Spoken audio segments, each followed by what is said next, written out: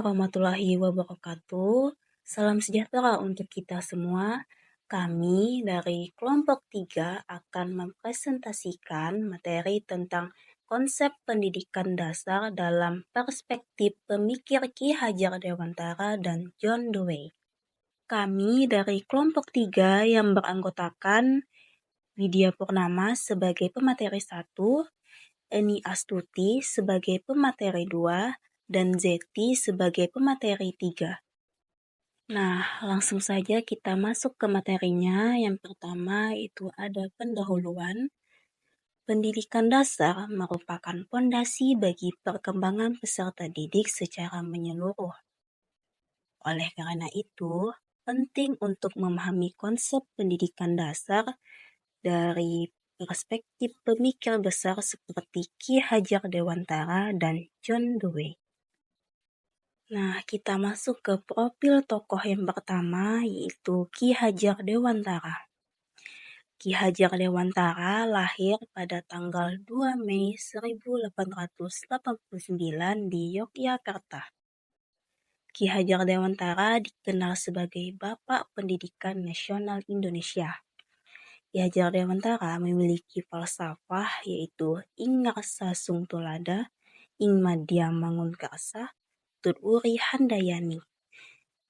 Ki Hajar Dewantara menekankan pentingnya nilai budaya dalam pendidikan. Selanjutnya kita masuk ke profil tokoh yang kedua, yaitu John Dewey. John Dewey lahir pada tanggal 20 Oktober 1859 di Vermont, Amerika Serikat.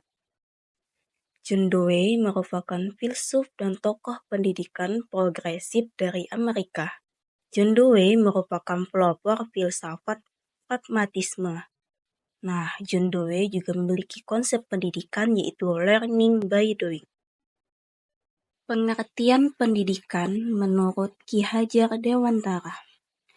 Ki Hajar Dewantara mengartikan pendidikan sebagai suatu upaya untuk memajukan pertumbuhan pendidikan budi pekerti atau kekuatan batin dan karakter, pikiran, serta tubuh anak. Tujuan pendidikan sendiri menurutnya terbagi menjadi 3, yaitu membentuk budi pekerti yang halus, meningkatkan kecerdasan otak, dan mendapatkan kesehatan badan. Sedangkan pengertian pendidikan menurut John Dewey menjelaskan arti pendidikan sebagai suatu proses pembentukan kecakapan-kecakapan fundamental secara intelektual dan emosional ke arah alam dan sesama manusia. Nah, selanjutnya kita masuk ke konsep pendidikan dasar menurut Ki Hajar Dewantara. Yang pertama yaitu pendidikan sebagai sarana kemerdekaan. Ki Hajar Dewantara melihat pendidikan sebagai alat untuk membebaskan manusia dari kebodohan, keterbelakangan, dan penjajahan, baik fisik maupun mental. Ini bertujuan untuk mewujudkan manusia yang merdeka, mandiri, dan bertanggung jawab.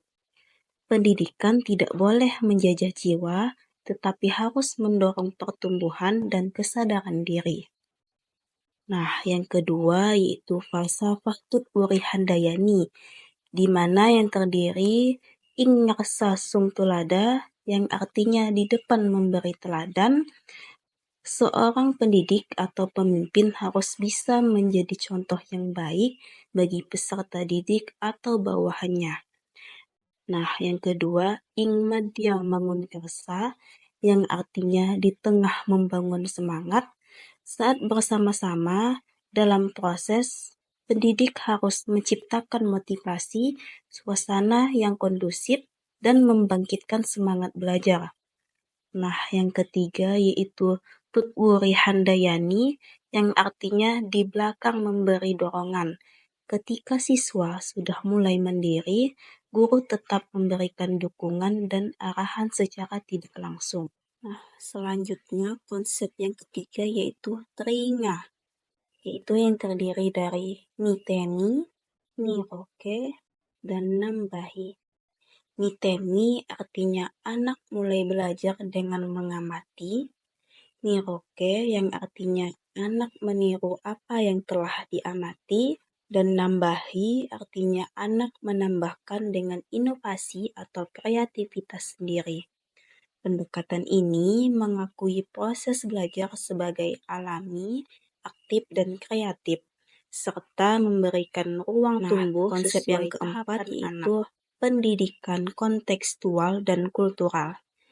Pendidikan dasar harus berakar pada budaya lokal dan nilai-nilai bangsa sendiri. Pendidikan yang hanya meniru Barat bisa membuat anak kehilangan jati diri. Pendidikan harus mencerminkan kondisi sosial budaya masyarakat Indonesia. Nah, konsep yang terakhir yaitu guru sebagai pamong. Sebagai pengasuh, bukan sekedar pengajar.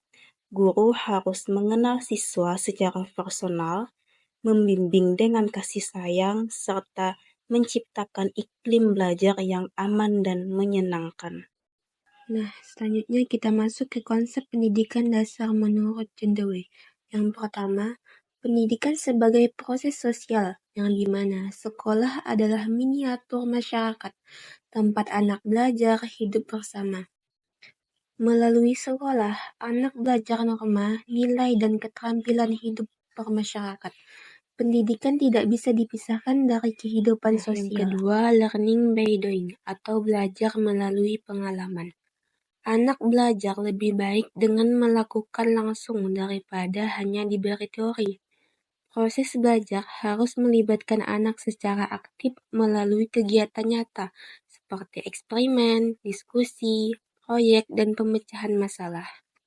Nah, yang ketiga, kurikulum berbasis pengalaman dan minat.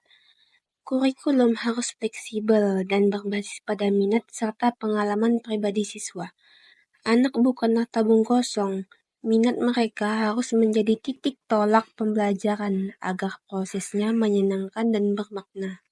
Yang keempat, guru sebagai fasilitator. Guru bertindak sebagai pemandu dan penyedia pengalaman belajar, bukan sebagai otoritas tunggal.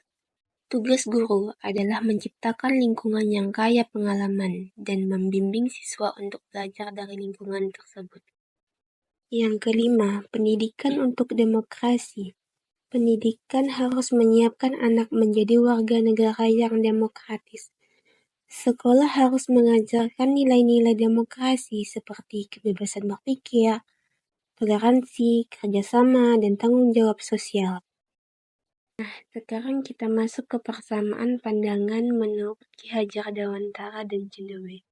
Yang pertama, anak sebagai subjek aktif. Keduanya menekankan bahwa anak harus aktif dalam proses belajar. Yang kedua, pendidikan bersifat membebaskan. Pendidikan bukan menekankan atau mengontrol, tetapi mendorong potensi. Yang ketiga, guru bukan pusat mutlak. Peran guru adalah membimbing atau fasilitator, bukan penguasa mutlak kelas. Dan yang keempat, konteks sosial penting. Pendidikan harus relevan dengan realitas sosial. Nah, selanjutnya kita masuk ke perbedaan aspek antara Ki Hajar Dewantara dan John Dewey. Aspek yang pertama, fokus utama Ki Hajar Dewantara. Fokus utamanya yaitu kemerdekaan batin dan budaya bangsa, sedangkan John Dewey, fokus utamanya yaitu partisipasi sosial dan demokrasi. Aspek yang kedua, metode belajar. Ki Hajar Dewantara. Metode belajarnya yaitu Tringa Niteni, Niroki, dan Nambahi. Sedangkan John Dewey, metode belajarnya yaitu Learning by Doing.